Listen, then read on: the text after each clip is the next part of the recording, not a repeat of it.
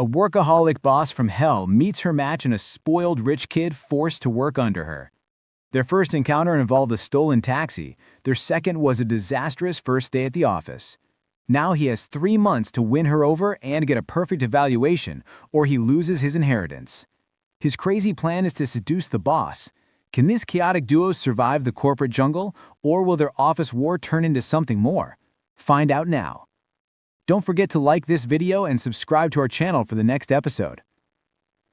The scene starts in a modern office building. Executives are panicking. A major contract is on the line and the support staff they were promised is over 30 minutes late. They need the best employee right now. "Who is it?" someone asked. It is Miss Ionhoa," a junior employee answered. The others looked shocked. They explained she's a legend in the company. In just 5 years, she became a top assistant by sacrificing her entire social life. They call her the woman who lives in the company, a fox, a crazy person whose only hobby is working. That is... Suddenly, the office door slid open. A woman with long dark hair walked in. "I'm sorry," she said. "I was a little late because I had to wait for the wine truck." She walked past them with purpose. "I will go in." A badge identified her. Ionhoa, 29 years old. Her goal? To get ads. Later, the meeting concluded successfully. Her team members were relieved. "Yes, everything turned out well, and you were a good speaker," one said. "We were not good enough on our own," another admitted. "Thank God." Ionhoa turned to them with a cold smile. "What? I knew you weren't good enough to do it." Her tone turned sharp as she scolded them. "Do I seem like I am praising you? On top of that, you used a downloaded frame in your PowerPoint. This is not a college homework assignment. And a company client offers dinner and you order spaghetti? Is it a date? If you do not even know basic sales, then quit. Hospitality is about doing what the client wants, not your choices. Did you understand?" Her words hit them like a physical blow. Then her tone softened slightly. "Since the time has already passed, let this go. Then get back to work." As she walked away, she waved dismissively. "Curse me if you want, just do it behind my back." Outside the building, her friend Yojin called out to her. "How was it?" Ionhoa replied with an attitude. "Yojin, I am Ionhoa. Don't ask about what is obvious." Yojin laughed. "We entered at the same time, but I have a feeling you're getting ahead of me. Look at you. Your life is just work and home. Get into a relationship. What about office love? You can see him every day, and you don't have to spend a lot on dates." Yojin continued. "You are just like middle-aged man. You should try to have fun. You're still young. You should date a little. You can even find a rich guy."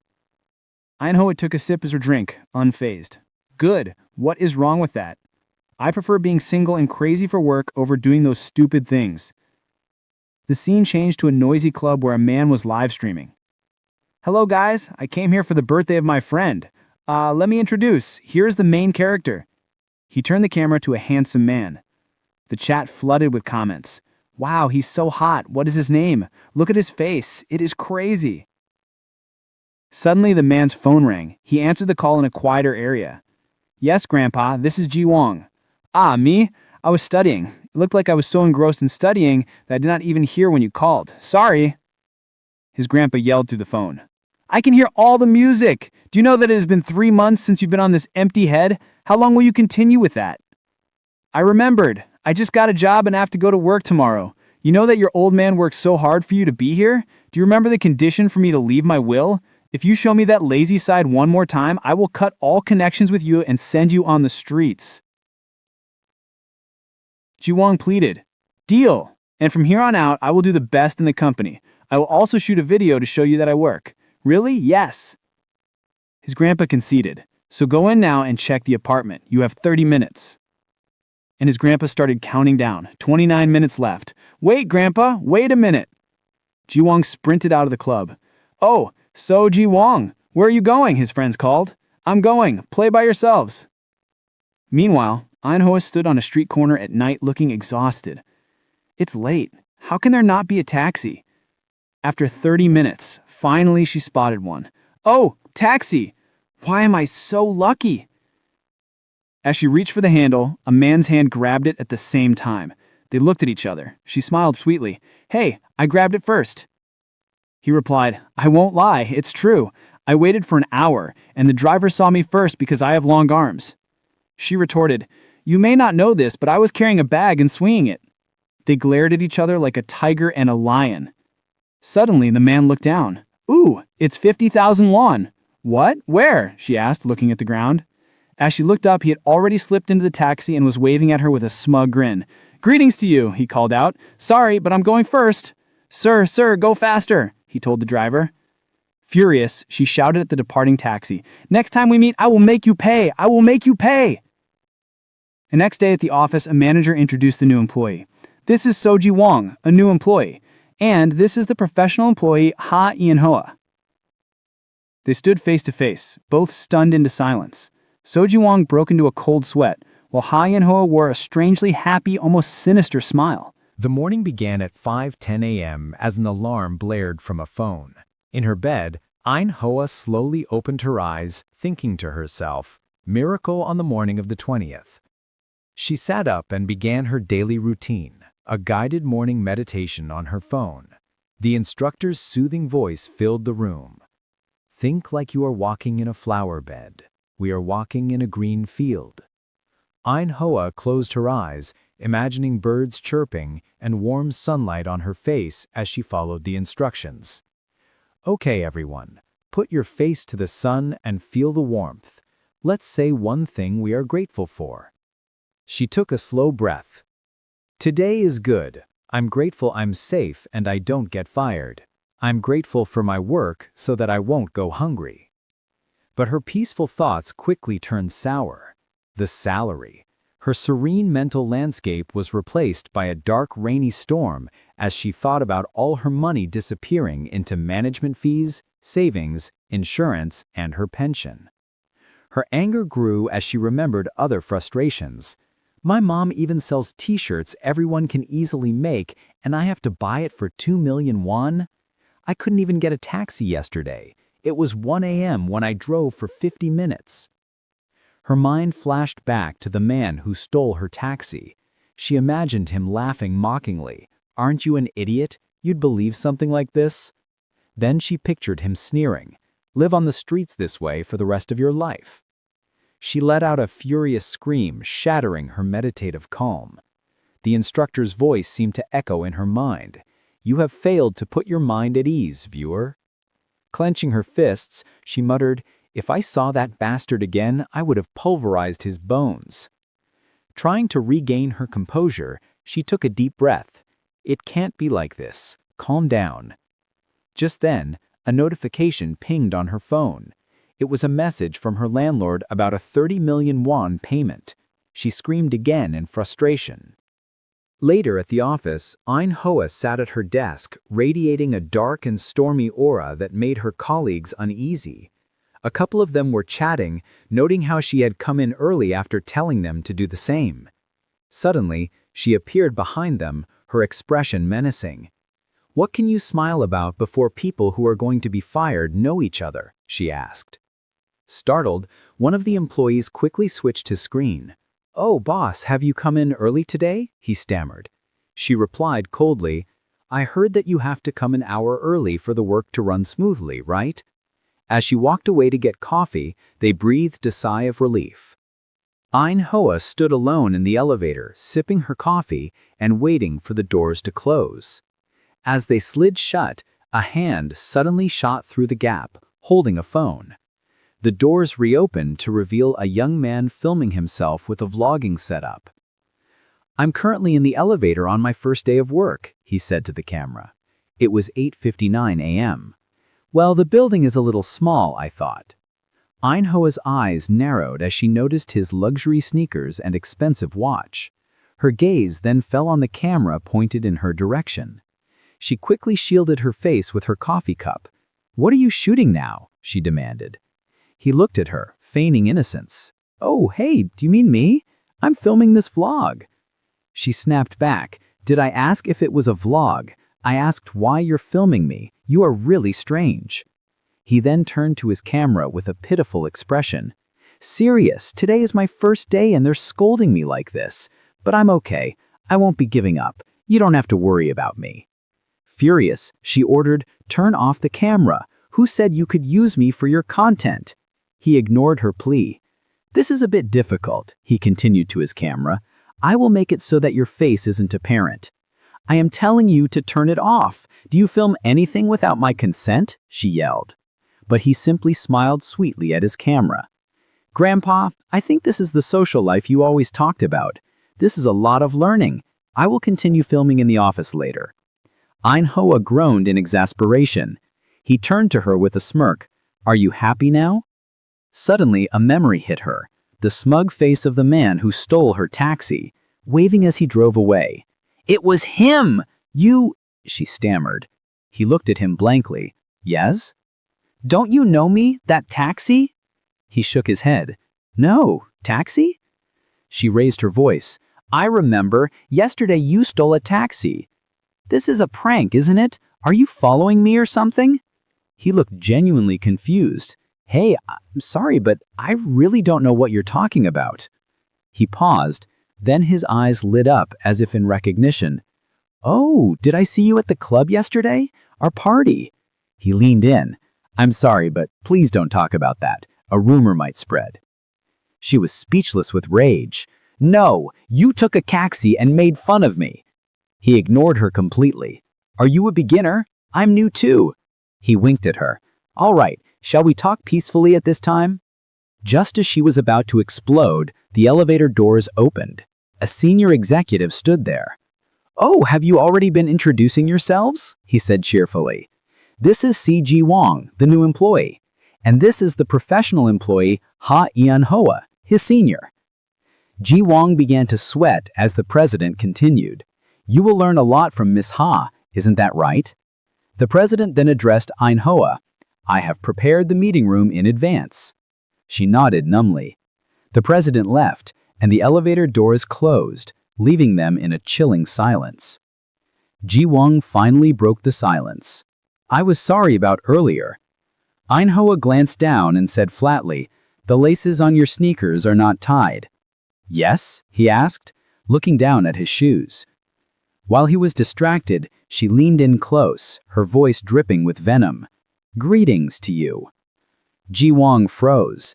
The memory of her screaming at his departing taxi flooded his mind.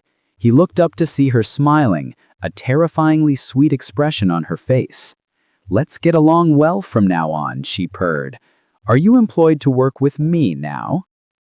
Don't forget to like this video and subscribe to our channel for the next episode. In a luxurious office, Ji Wong's grandfather listened to a report from his assistant. The assistant confirmed, "It was done as you asked," but the grandfather's eyes lit up with hope. "Has the child somehow avoided coming to work?" he asked eagerly. "Or dressed inappropriately, like a beggar? Say something." Wiping his brow, the assistant replied, "No, there are no details like that, and his work clothes are formal and clean." He then inquired, "Should I be keeping the card in pending status?" The grandfather nodded firmly. "Naturally. I told that bastard he has to manage his own expenses. I was so upset about leaving him alone, but I need to watch him." As the assistant left, the grandfather relaxed on his couch before picking up a resume from his desk. It was Ionhoa's. Meanwhile, back at the company, Ionhoa was reviewing a resume herself, Seo Ji Wong's. Her expression was filled with suspicion.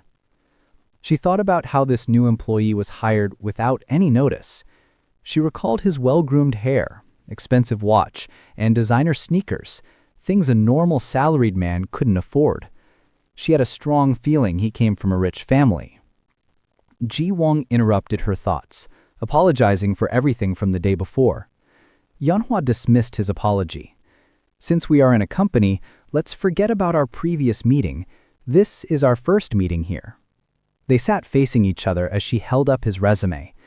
"Looking at your resume, there's not much here," she said, her voice dripping with sarcasm. "Your academic background is good, but your GPA is 2.6. You seem to have had a lot of fun at school." She pressed on, asking if he had any skills that would benefit the company. He confidently replied, "If you teach me, I am confident in my ability to learn fast. Also, I received an excellence award. It's on the back page. Ionhoa stared at him coldly. So you mean there is nothing useful here? It's really empty. With a smile, he agreed. Yes, it's empty. She then asked him, what was your name? Is it Wong Day? He politely corrected her. No, it's Seo Ji Wong. She then quizzed him. Do you know what we do? He answered correctly that they bridge the gap between advertisers and production. She nodded, then began to paint a grim picture of their work life. You will feel great pressure here. Life is always sorry. You have to apologize even when it's not your fault, and pretend to be interested when you're not. Ji Wong's smile faded. She leaned forward, her expression dark. Even if a natural disaster happens, you should apologize as if it's your fault, she warned. If you don't like it, you should quit now. Ionhoa stood up and gave him his first assignment.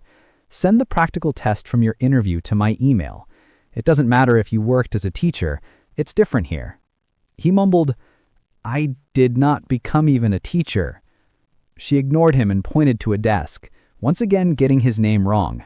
Anyway, Seo Wong Day, sit here. She then introduced him to his coworker. Hello, from now on, you're Wong Day's coworker, Lee Wong. As she turned to leave, Ji Wong quickly asked, what should I do today? She paused, turning back with a chilling smile. Stay where you are. Stay still until you're contacted. She walked away, leaving him utterly horrified. I am done for, he thought. As Ionhoa walked down the hall, an account executive called out to her, but she walked past as if she didn't exist. Ji Wong sat staring at his blank monitor. He tried asking Lee Wong for a task, but was met with a simple no. He then asked if he could get coffee, listen to music, or even go home, receiving only absent-minded agreements. He was being completely ignored. He slumped in his chair, feeling like this was a form of punishment. For a moment, he considered resigning, but then a memory of his grandfather's furious voice echoed in his mind. Just work it, human. I will cut off all connections with you. Defeated, Ji Wong sat dejectedly at his desk. Just then, a man from Planning Team 1 approached Lee Wong, complaining loudly about Ionhoa ignoring people. Ji Wong looked over, thinking to himself, why is my luck so bad? The man from Team 1 continued to complain to Lee about Ionhoa.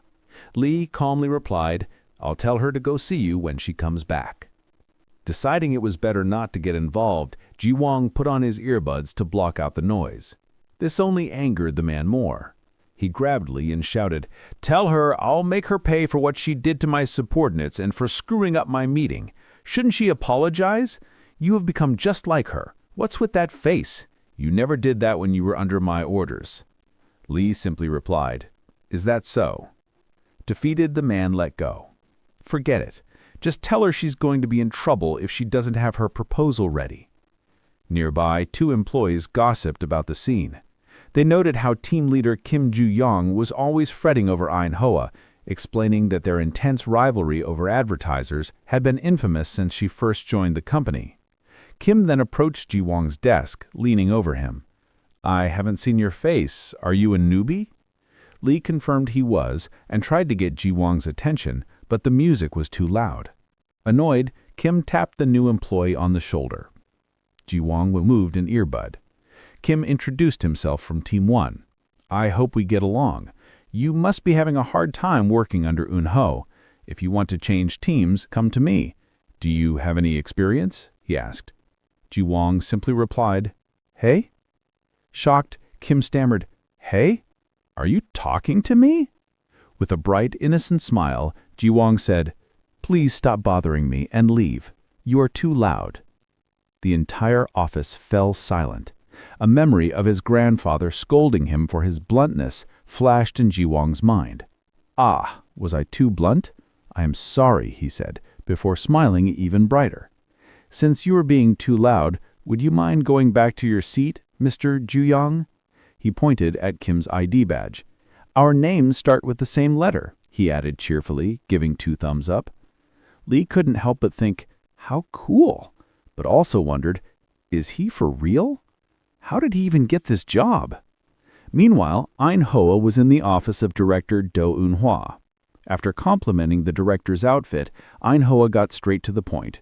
Regarding the new employee, may I ask the reason behind his closed interview? The director evaded the question, saying the Human Resources Department handled the selection. Ionhoa pressed, voicing her disappointment that he had no experience. I wonder why you selected him. The director smiled. Do you remember that ad for the pop-up party with the low-cost whiskey? Their stock price rose with just one video. The new employee planned that party. He helped a friend promote it, and the whiskey's value skyrocketed. She added, I like him. He reminds me of you when you first started. I think you can make him good. As Ionhoa rushed back to her desk, she recalled the director also mentioning a new project, one where she'd have to work with the newbie and a creative director she dreaded. She burst back into her office area to find chaos. Kim Ju-young was screaming at Ji Wong. What did you call me? Ju-young? And you said I was loud? Lee was trying to hold him back, while Ji Wong sat at his desk looking unbothered. Ionhoa froze, a furious, dark aura radiating from her as she took in the scene. What is going on here? She thought.